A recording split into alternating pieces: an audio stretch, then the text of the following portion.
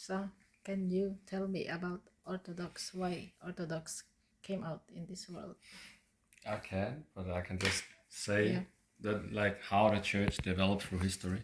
yeah, So you have Jesus, yeah, um, born around 33 AD. yeah, He had disciples. He taught them the gospel, yeah, and the disciples and Jesus they made a church. yeah, This is where the church originated with Jesus, yeah, and I'll just call that the unified church. So I try to draw a world map.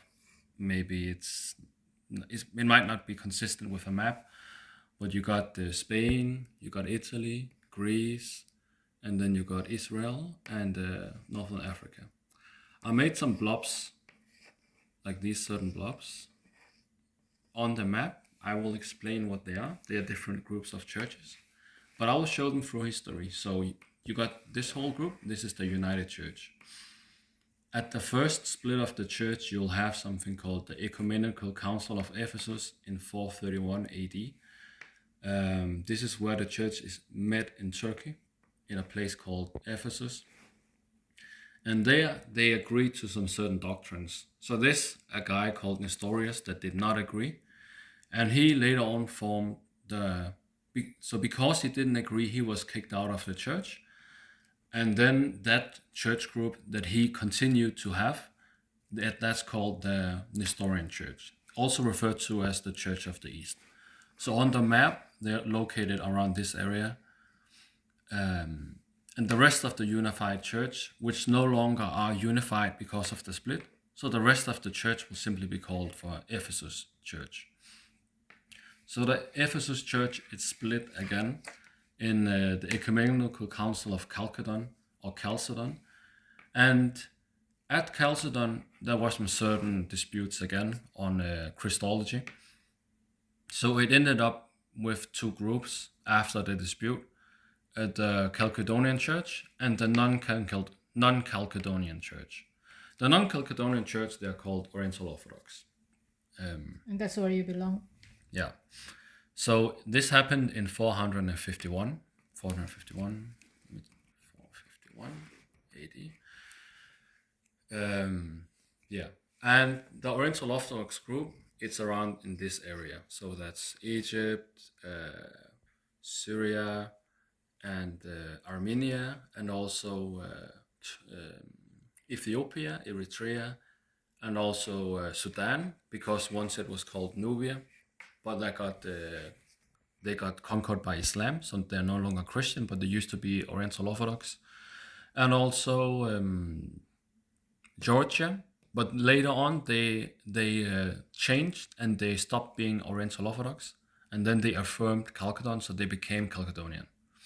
But it's in general in this area.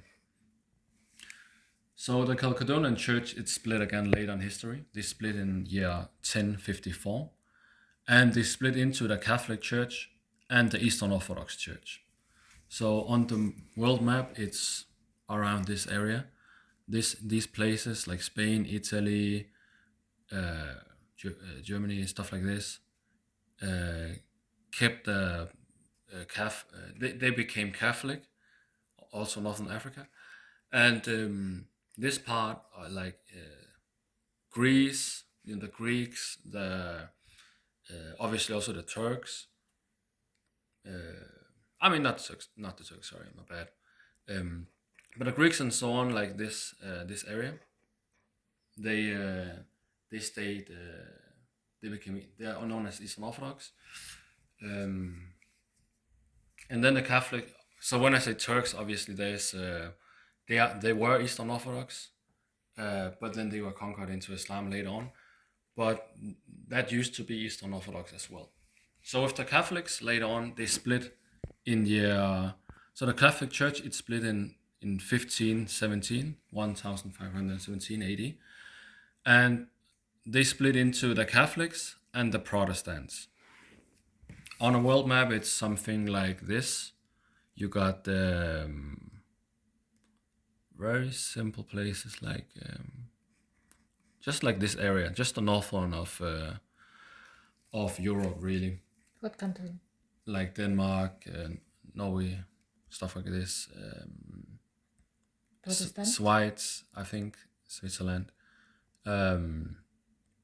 Like those places, there were actually a lot of Protestantism, but in the beginning it started to become really Protestant.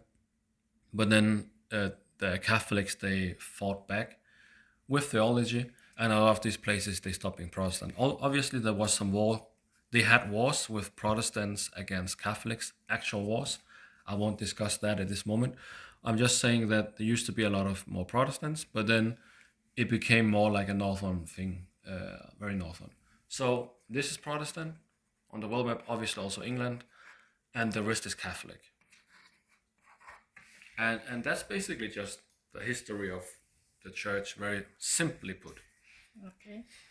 So if you are a Protestant, your group, it went through Jesus, then it went through Ephesus, then it went through Chalcedon, then it went through the Catholic Church, and then it finally became Protestant.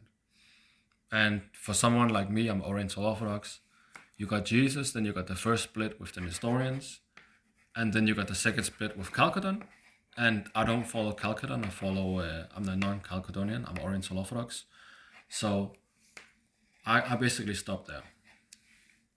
Uh-huh. So there's something called Oriental Orthodox and Eastern Orthodox. They are not the same group, and they don't come out of each other. It's not like one group is a subgroup of a different group of the other Orthodox. That's not the case. Orthodox just means correct teaching. Catholic means normal, or like you can call it universal, just the normal. So they call themselves the normal church, the universal church. Protestant means to protest against the Catholic Church. Nestorian means that you believe in Nestorian's teaching. And obviously Ephesus means that you affirm Ephesus, the teachings in Ephesus. Chalcedon means you affirm the teachings in Chalcedon. So the Catholic and Eastern Orthodox Church, they are Chalcedonian, and they also Ephesus.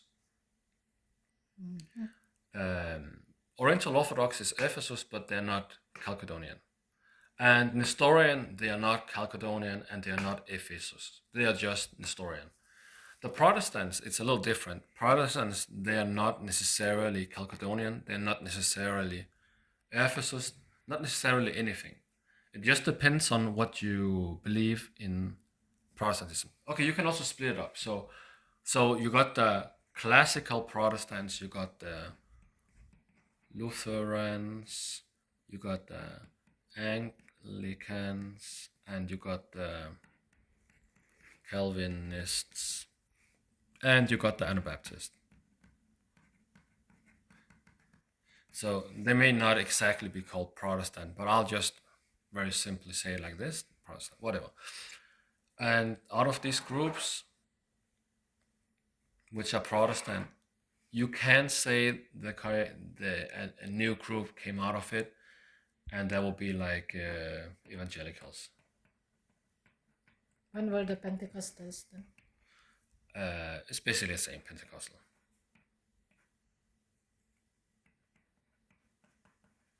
Whatever, Pentecostal.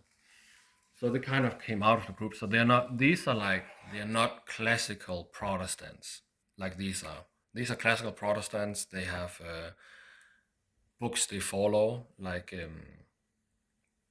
Calvinists have something called the Confessions of Dort. Lutherans have other confessions, and they're very confessional, these groups. Very confessional.